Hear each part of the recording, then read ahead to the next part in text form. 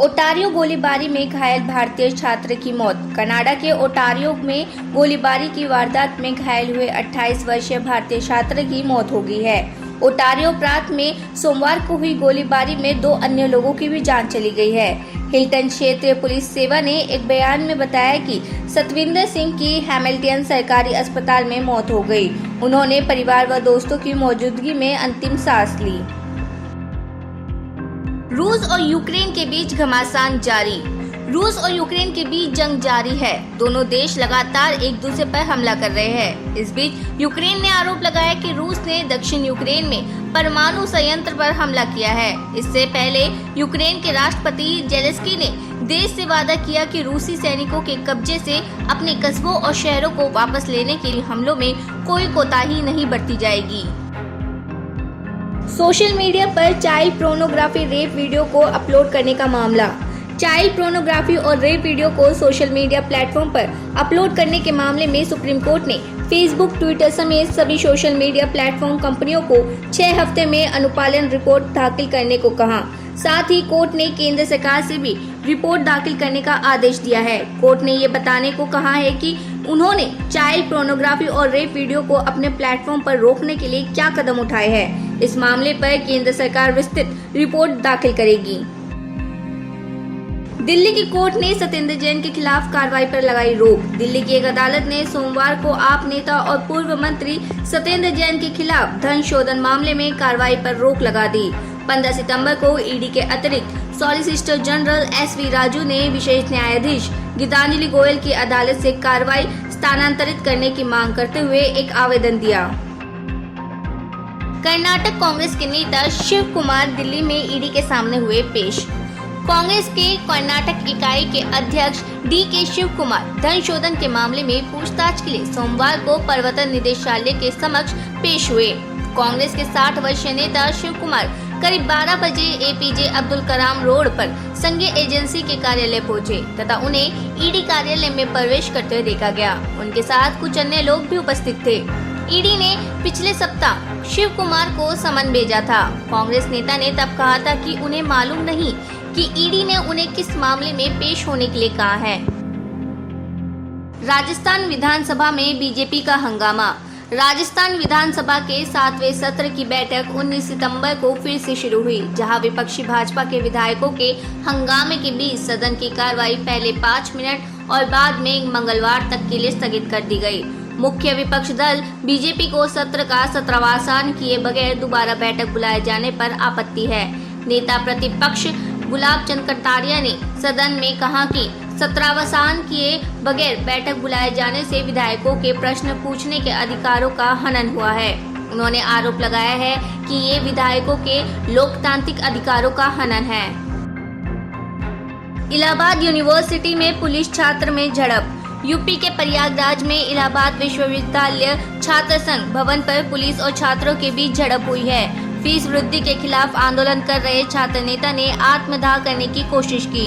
छात्र नेता आदर्श सिंह भदौरिया ने पुलिस पर उत्पीड़न का आरोप लगाकर कैरोसिन छिड़ककर आत्मदाह का प्रयास किया। इस बीच पुलिस ने आदर्श सिंह को आत्मदाह करने से रोका।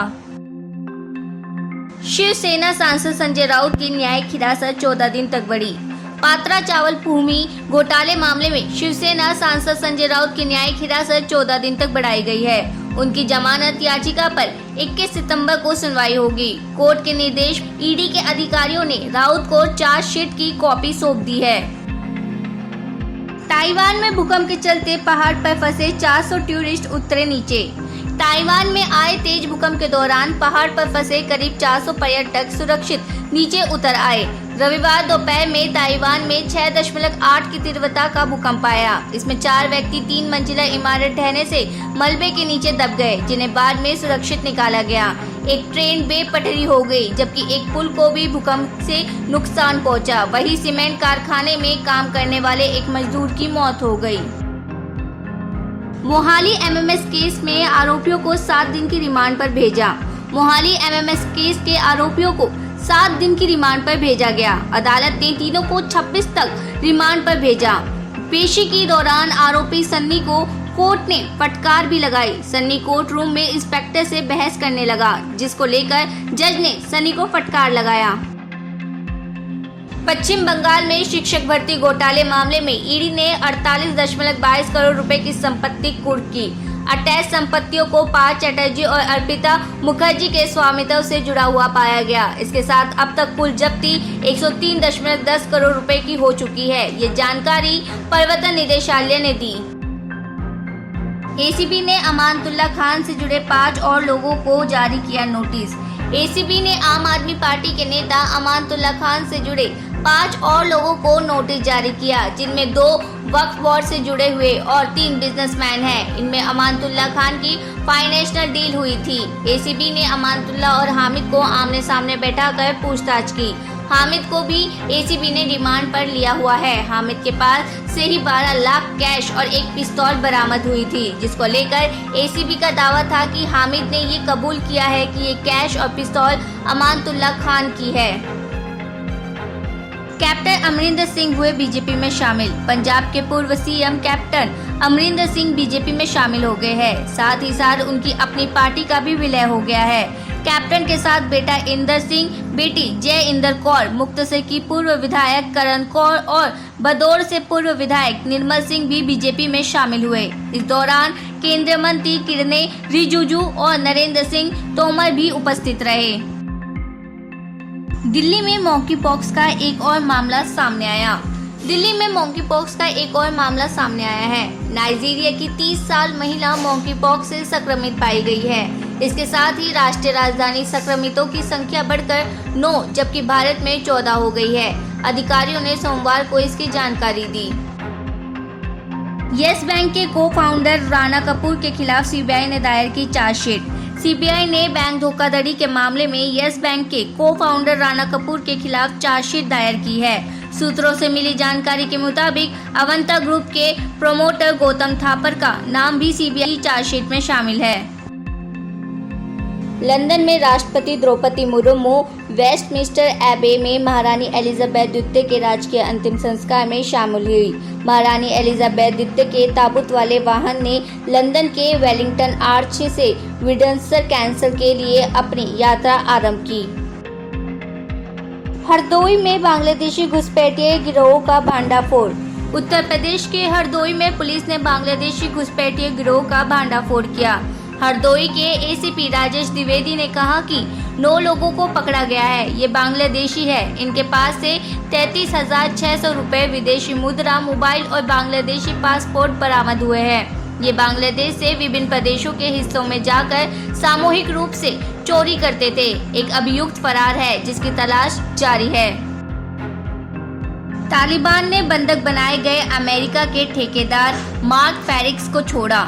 अफगानिस्तान में तालिबान ने 2 साल से अधिक समय पहले कब्जा किया था। उस दौरान अमेरिका के ठेकेदार मार्क फेरिक्स को बंधक बना लिया था, जिन्हें अब छोड़ दिया है।